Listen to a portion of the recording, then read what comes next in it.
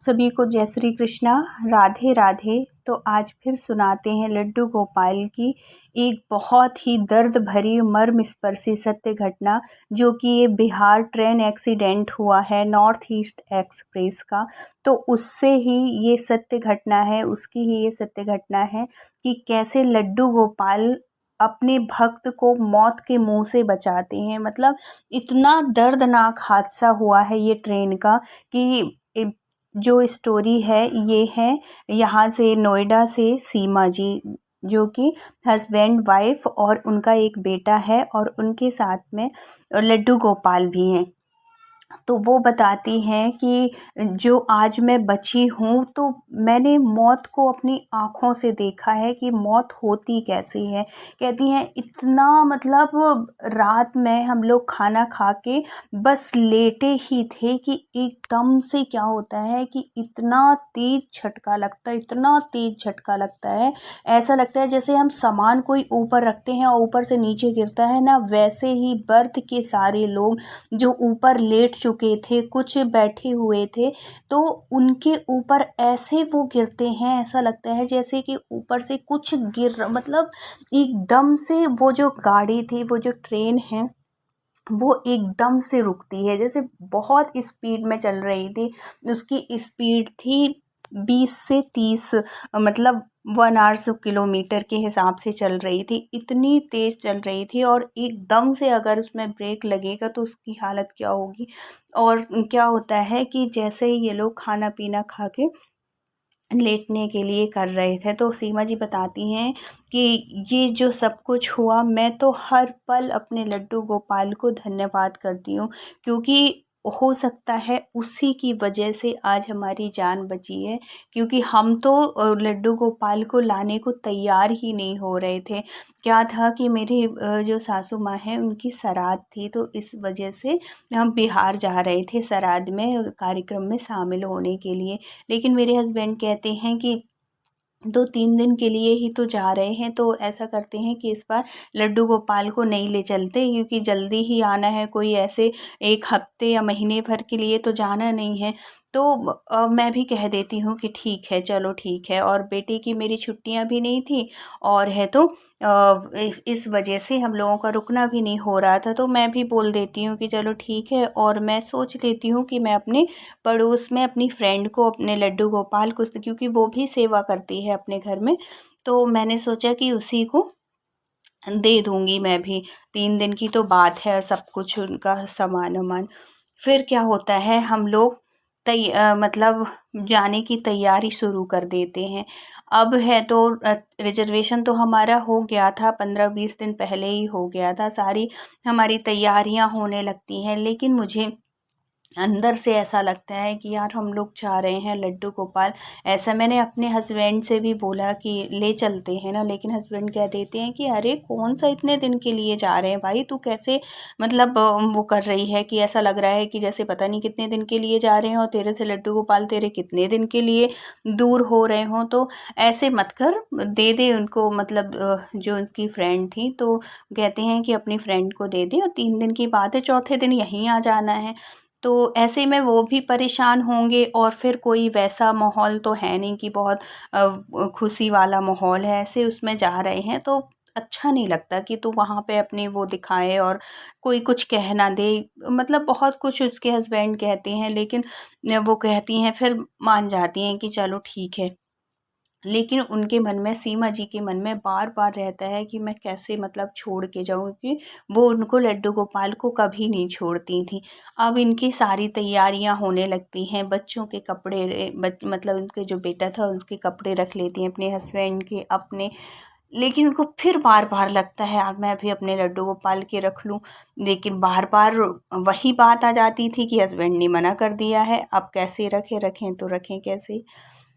अब क्या होता है कि इनकी सारी पैकिंग हो जाती है, खाना-वाना सब कुछ इनका रेडी हो जाता है, बस 1 घंटे में निकलने के लिए था कि बस अब चलते हैं ट्रेन के लिए घर से बाहर।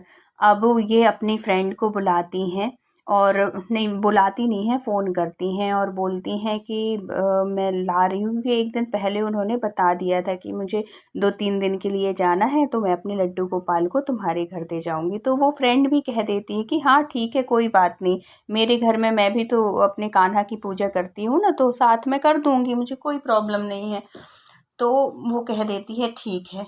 अब ये जैसे ही देने के लिए उसको फ़ोन करती है कि मैं ला रही हूँ लड्डू गोपाल, तो लड्डू गोपाल को उठाती हैं जैसे ही, तो ये जो सूट पहनी हुई थी, तो इनकी चुनरी जो मंदिर का वो एंगल टाइप का होता है ना, उसमें फंस जाती है। और ये जैसे ही आगे बढ़ने के लिए करती हैं, वो चुनरी खींची हुई है, मतलब ऐसा लग रहा था उनको, सीमा जी कहती हैं, ऐसा मुझे ऐसा लग रहा था कि जैसे मेरा कान्हा मुझे रोक रहा हो कि मुझे भी साथ में ले चलो, मुझे उनके यहाँ मत दो। अब मेरे मन में एकदम से मतलब वैसी टीस सी उठती है कि मैं कैसे उसको, तुम बोल तो दी हूँ और ये भी मना कर रहे हैं, लेकिन मेरा मन नहीं मान रहा है। अब वो एक बार और सोचती हैं कि मैं अपने हस्बैंड से एक बार और रिक्वेस्ट कर लेती हूँ कि शायद वो बोल दें। अब वो पूछती हैं कि सुनो ना, इसको भी, कान्हा को भी ले चलो, मुझे, मेरा मन बड़ा वो लग रहा है। देखो अभी मैं ले जाने के लिए कर रही थी इसको अपनी फ्रेंड के यहाँ, उसके घर में छोड़ने के लिए, तो वो देखो मेरी चुनरी वहाँ पे फंस गई, और मुझे ऐसा लग रहा है कि जैसे लड्डू गोपाल चाह रहा हो जैसे अपने साथ में चलने के लिए।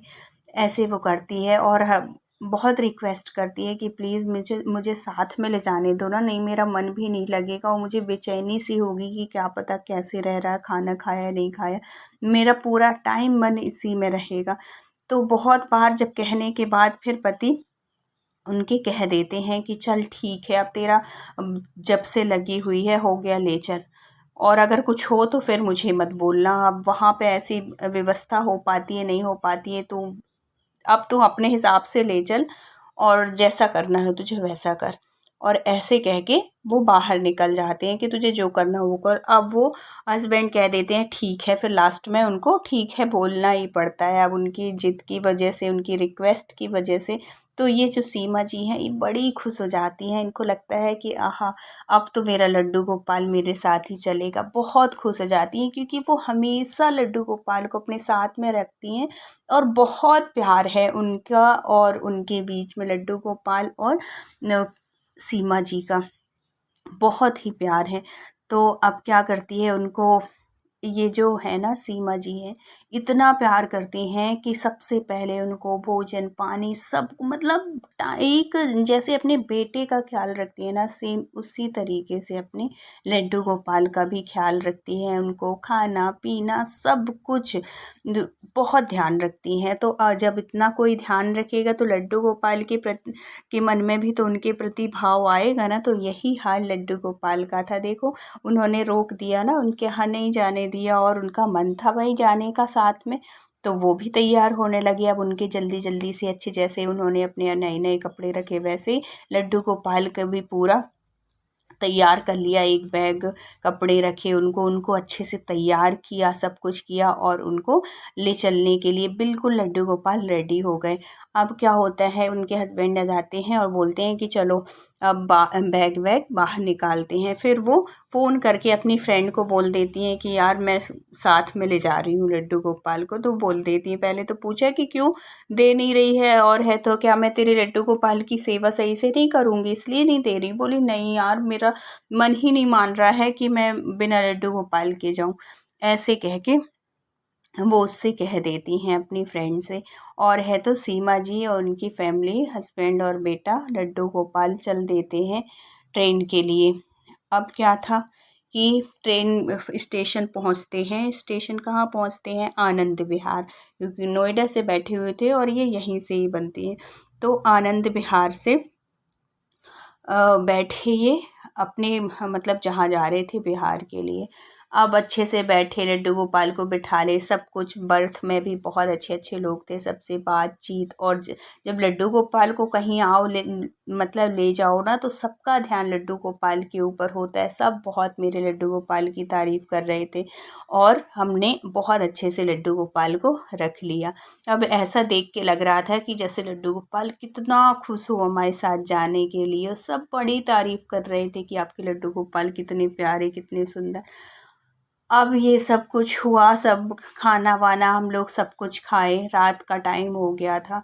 अब जब खाना पीना खा के और बस सोने की तैयारी ही कर रहे थे कि इतने में ऐसा लगा कि जैसे भूकंप सा आ गया हो। मतलब ट्रेन के अंदर सब बिल्कुल ऐसे घबरा गए कि पूछो मत। एकदम से पूरी ट्रेन मतलब पूरे डिब्बे ऐसे हिल गए।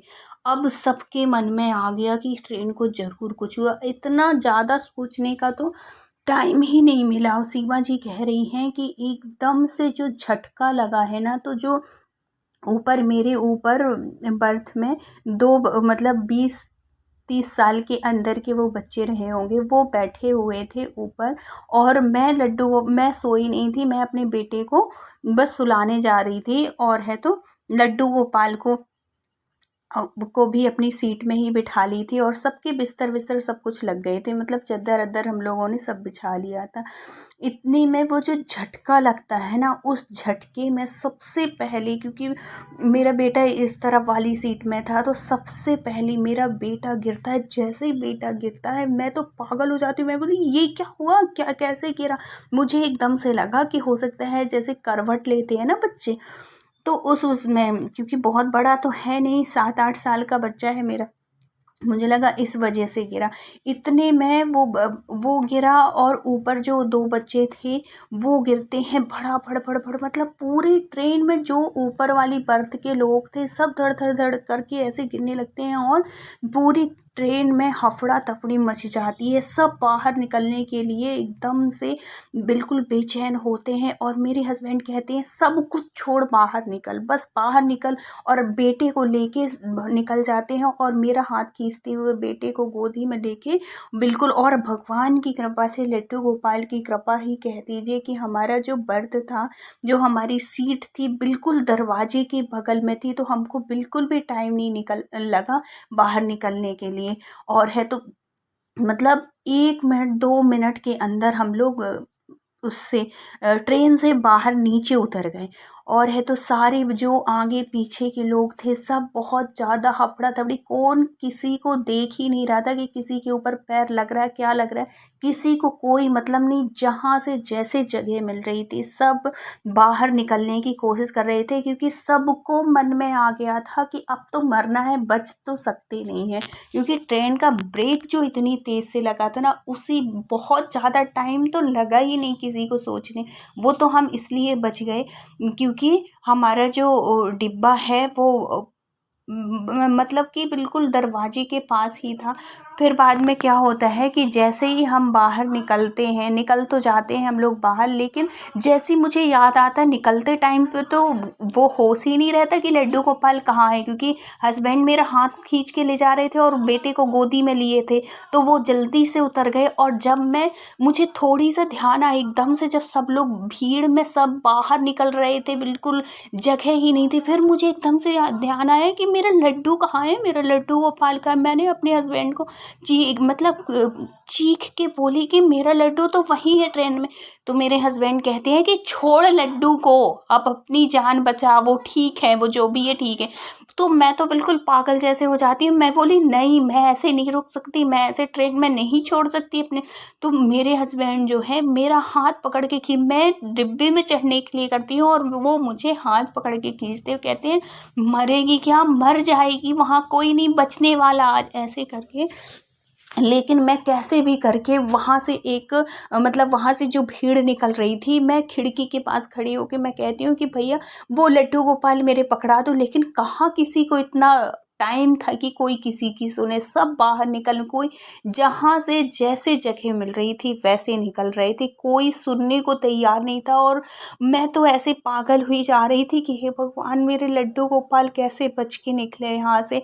अब वो कैसे मतलब मुझे ऐसा लग रहा था कि मेरा लड्डू गोपाल खो ना जाए, मेरे से कहीं दूर ना हो जाए। मैं बड़ी बेचैन हो रही थी, अब मैं जाऊं तो जाऊं कैसे, क्योंकि सब जितने बर्थ में थे सब बाहर निकल रहे थे। अब ट्रेन भी पूरी बिल्कुल पलटने की कगार में थी।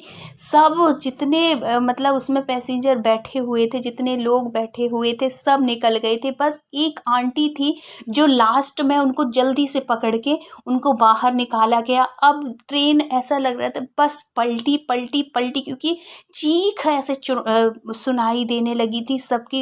एक दो डिब्बे जो उस तरफ के थे वो तो पलट चुके थे, लेकिन मेरा जो अभी जिस डिब्बे में मैं बैठी थी वो अभी पलटा नहीं था, लेकिन वो भी पलट ही जाता। सारे पैसेंजर निकल गए थे, लेकिन मैं हाथ छुड़वा रही थी अपने हस्बैंड से। इतनी टाइट मेरे हस्बैंड हाथ मेरा पकड़े थे कि वो छोड़ने को तैयार ही नहीं थे। उनको लग रहा था ये गई और ट्रेन मतलब जो डिब्बा है वो पलट जाएगा। लेकिन मैं कैसे भी करके, मैंने उनके हाथ में हाथ पकड़े हुए थे, मैंने मुंह से उनके हाथ को काटा और मैं भागी कि कैसे भी करके मुझे अपने लड्डू को लाना है। और जैसे ही मैं वहाँ पे ट्रेन में चढ़ती हूँ कि डिब्बा एकदम से बिल्कुल पूरा ऐसे हिल जाता है, और मेरा जो लड्डू था जो सीट में बैठा हुआ था मेरा इंतज़ार कर रहा था कि मैं आऊँगी और उसको लेके जाऊँगी। और जैसे ही मैं अपने लड्डू को उठाती हूँ और ट्रेन बिल्कुल एकदम से हिल जाती है, और मैं जो खड़ी थी मैं एकदम से, वो जो बैठने वाली जगह है वो एकदम से पलट जाती। मैं कैसे भी करके मैं गिरती हूँ, लड्डू गोपाल मेरा गिरता है, लेकिन मैं कैसे गिरती हूँ, मैं सीट के ऊपर गिरती हूँ। मुझे चोट नहीं लगती है, लेकिन मेरा लड्डू गोपाल मेरे ही ऊपर गिरता है। और अब हस्बैंड इतनी तेज़ तेज़ रोने लगते हैं, मेरा जो बेटा था वो बहुत तेज़ तेज़ रोने लगते हैं। अब मेरे हस्बैंड कहते हैं कि मुझे तो उम्मीद ही नहीं थी कि तू वापस आ पाएगी, क्योंकि वो जो ट्रेन थी वो पलटने ही लगी थी। मेरा डिब्बा जो था ऐसे मतलब अनबैलेंस जो हो जाता है वैसे हो गया था। और जैसे ही मैं लड्डू गोपाल को अपने मतलब सीने से लगा के लेने के लिए पकड़ पकड़ के जैसे ही आती हूँ, क्योंकि मुझे पता था कि क्या पता मैं निकल पाती हूँ कि नहीं निकल पाती, क्योंकि डिब्बा बिल्कुल अनबैलेंस था, पलटने की उसमें ही था कि थोड़ी पैर यहाँ वहाँ हुआ कि पलटा। जो भी था मतलब ज़रूरी नहीं कि मेरे उससे ही, वो तो बिल्कुल कैसे वो रुका हुआ था मुझे तो खुद समझ में नहीं आ रहा, क्योंकि वो थोड़ी ही, जैसे ही मैं पैर रखी हूँ यहाँ दरवाजे के पास, और मेरे हस्बैंड ऐसे पकड़े हैं मेरे, मतलब मेरा हाथ उनके हाथ में, लड्डू गोपाल मेरी गोदी में, और जैसे ही उन्होंने मुझे खींचा है, एक पैर मेरा उसमें ट्रेन में था और एक पैर मेरा हवा जैसे समझो वैसे था, और ट्रेन का जो वो बोगी थी वो पलटती है और मैं इस तरफ आती हूँ प्लेटफॉर्म में। और ऐसे मतलब इतना खतरनाक हादसा कि उसको सोचती हूँ तो मेरी रूह कांप जाती है। अगर मेरा लड्डू गोपाल, मैं तो बाल बाल यही कहती हूँ कि मुझे जो मौत के मुंह से बचाया वो मेरा लड्डू गोपाल ही है। और अगर मेरा लड्डू गोपाल वहाँ पे रह जाता तो मैं तो अपने आप को जीवन भर कभी माफ़ नहीं कर पाती। क्या पता किस हाल में मिलता मेरा लड्डू गोपाल। और मैं जो भगवान से, लड्डू गोपाल से बहुत बहुत हर मतलब उसमें इतना धन्यवाद देती हूँ कि जो इतना टाइम मिला हमें बाहर निकलने का, क्योंकि और भी जो डिब्बे थे उसमें तो बहुत से ऐसे वो हुए हैं, मतलब बहुत सी मौतें हुई हैं। हमारे भी डिब्बे का कहते हैं कि एक दो लोग बहुत ज़्यादा घायल हो गए थे, जिनको कि हॉस्पिटल में ले जाते उनकी डेथ हो गई है। लेकिन लड्डू गोपाल ने हमारी बहुत रक्षा की। हमारे डिब्बे में जितने लोग थे सब सही सलामत हैं। एक दो लोग थे जिनकी लास्ट में पता चला कि उनकी डेथ हो गई है, और है तो ऐसी थी ये मतलब सत्य घटना। तो अगर वीडियो अच्छा लगा हो तो please like share and subscribe करिएगा। और अगर हम भगवान के ऊपर विश्वास रखते हैं ना, उनको अपना, जैसे अगर हमने उनको माना है तो उनको आखिरी दम तक, ये नहीं कि अगर देखो सीमा अगर निकल आती चाहती तो वो सोच लेती ना कि चलो ठीक है एक लड्डू गोपाल गए दूसरे ले आएंगे, लेकिन उसके मन में वो चीज़ नहीं थी कि ये मूर्ति है। उसके मन में यही था कि ये भी मेरा एक बच्चा है, तो एक बच्चे को हम बाहर निकाल लिए तो दूसरे बच्चे को हम ट्रेन में कैसे छोड़ सकते हैं। तो यही भाव था उसका भी। तो जो इतना प्रेम करते हैं अपने कन्हैया से, अपने लड्डू गोपाल से, तो उनके ऊपर कृपा न करेंगे, उनकी रक्षा न करेंगे तो किसकी रक्षा करेंगे हमारे लड्डू गोपाल। तो भगवान करे हर मुसीबत, हर परेशानी से हम सब बचें और उनकी कृपा हमेशा बनी रहे। तो मिलते हैं किसी नेक्स्ट सत्य घटना के साथ। आप सभी को राधे राधे, जय श्री कृष्णा।